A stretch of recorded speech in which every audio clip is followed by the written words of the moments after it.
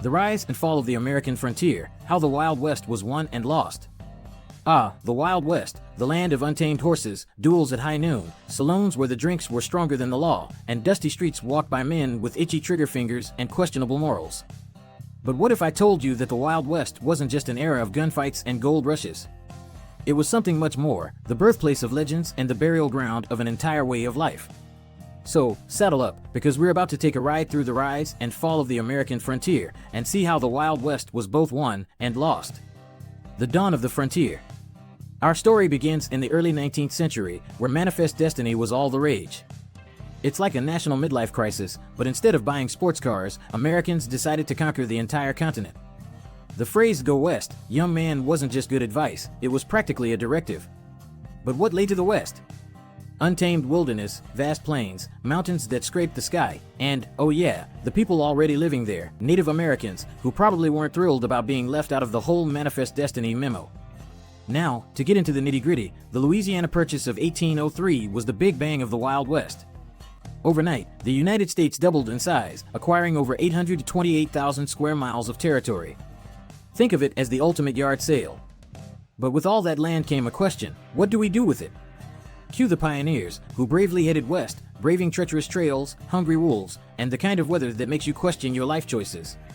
It wasn't glamorous, but it was the beginning of what we now call the Wild West. The trails west, pioneers and wagon trains. Before there were gold miners and gunslingers, there were pioneers, ordinary families packing up their lives in search of a new beginning. Picture this, it's 1840, and you're loading everything you own into a wagon pulled by oxen. Your mission? Survive the Oregon Trail.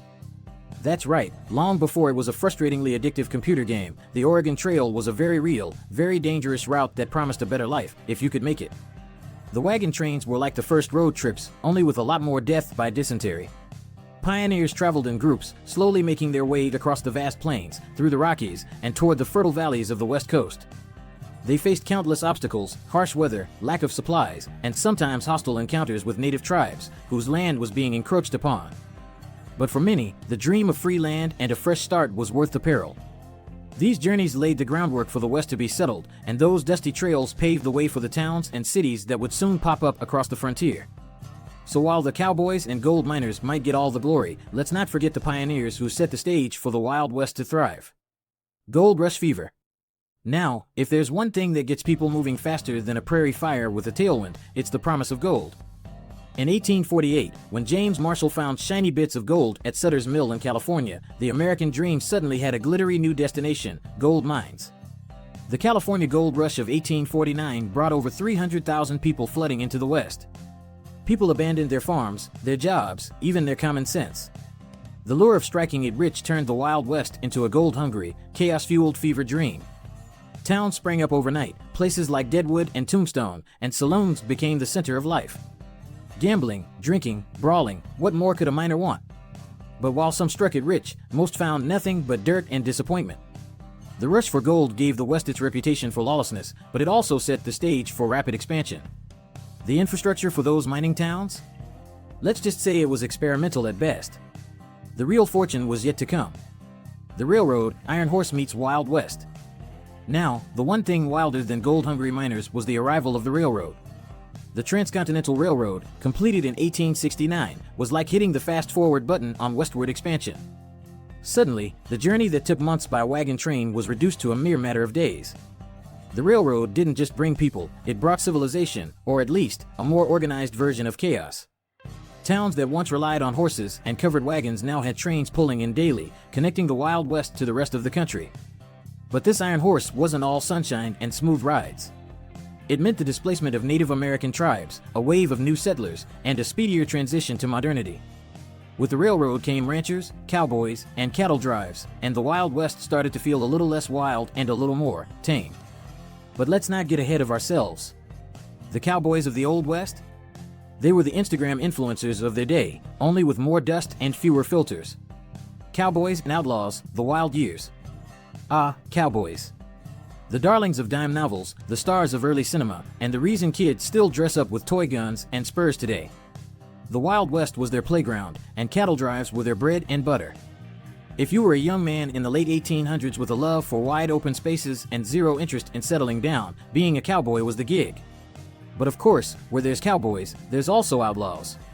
The likes of Jesse James, Billy the Kid, and Butch Cassidy roamed the plains, robbing banks, holding up trains, and becoming the anti-heroes of the American imagination.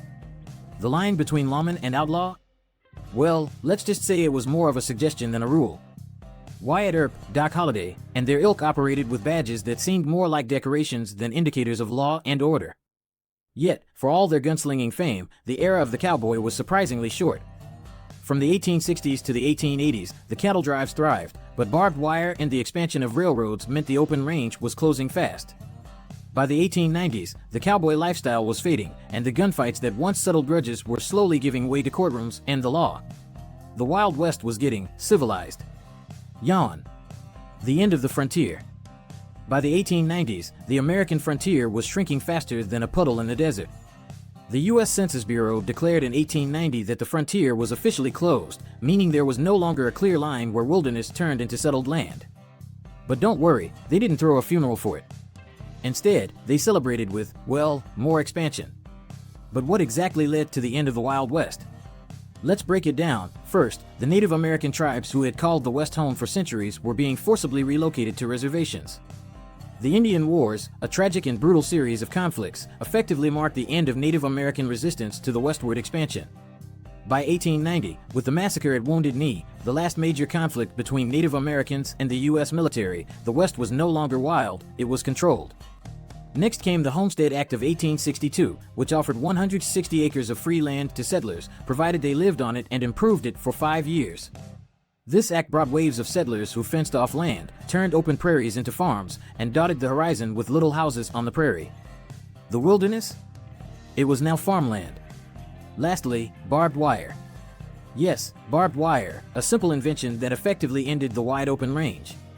By fencing off property, ranchers put an end to the cowboy's life of roaming the plains with cattle. The land was now claimed, sectioned off, and suddenly, those romantic open spaces were a thing of the past. The Wild West goes Hollywood. Now, here's the twist. While the Wild West as a real era was coming to an end, its legend was just getting started. Thanks to dime novels, Wild West shows like Buffalo Bill Cody's, and later, Hollywood Westerns, the myth of the West only grew in size and spectacle.